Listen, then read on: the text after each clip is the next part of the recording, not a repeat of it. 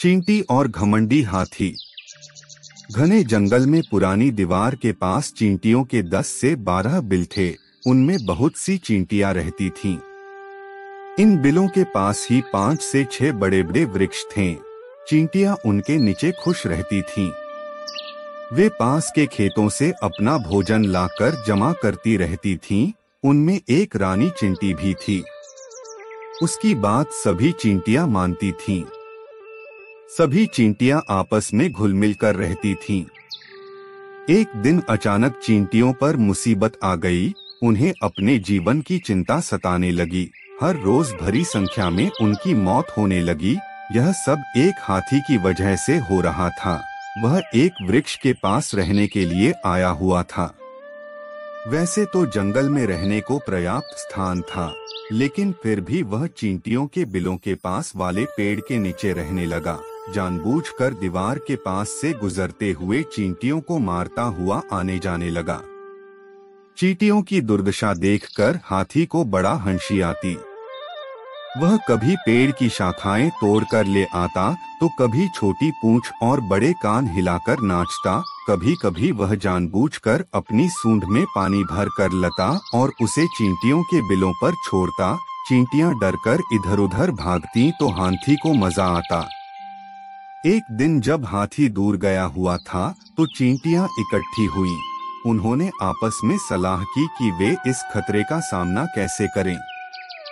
अंत में यह तय हुआ कि 200 चींटियों का एक प्रतिनिधि मंडल हाथी के पास जाए और उसके सामने अपनी बात रखे। 200 चींटियां हाथी के पास पहुंची। उनमें से एक ने हाथी से कहा, भाई, आप हमारे पड़ोसी हैं। हमें मिलजुल कर रहना चाहिए, लेकिन आप अपना पड़ोसी का कर्तव्य नहीं निभा रहे हैं। आपने हमारे घर तहस-नहस कर दिए हैं।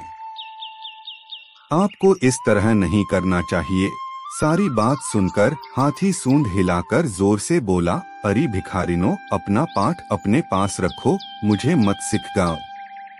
यदि तुम्हें डर है तो यह जगह छोड़ दो। चींटियों ने हाथी को बहुत समझाना चाहा, लेकिन वह कुछ सोचने समझने के बजाय गुस्सा हो गया।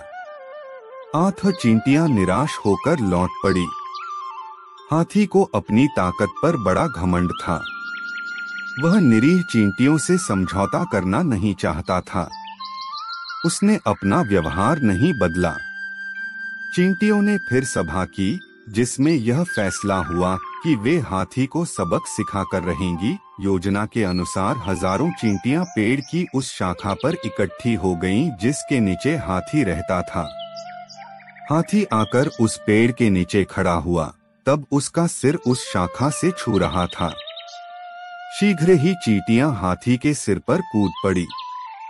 फिर उसके कान, सिर और मुंह पर पहुंचकर उसे काटने लगी। कुछ तो कान में घुस गईं और काटने लगी।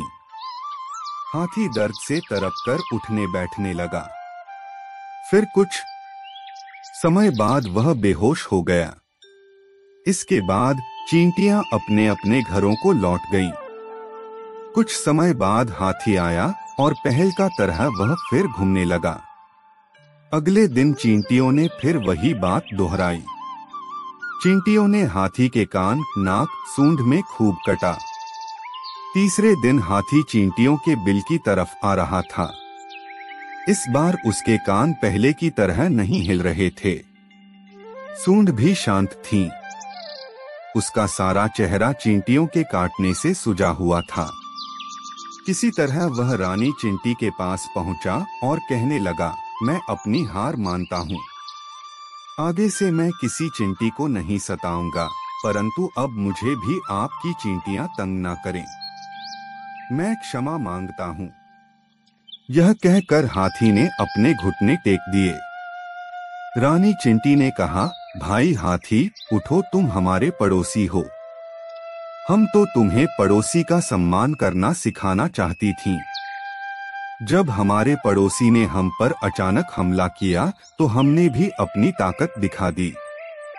हाथी शर्मिंदा हुआ। उसने कहा, बहनों, तुम सब बहुत अच्छी हो और ताकतवर भी।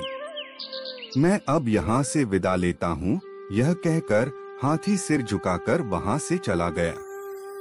इस तरह चींटियों का दुख दूर हो गया।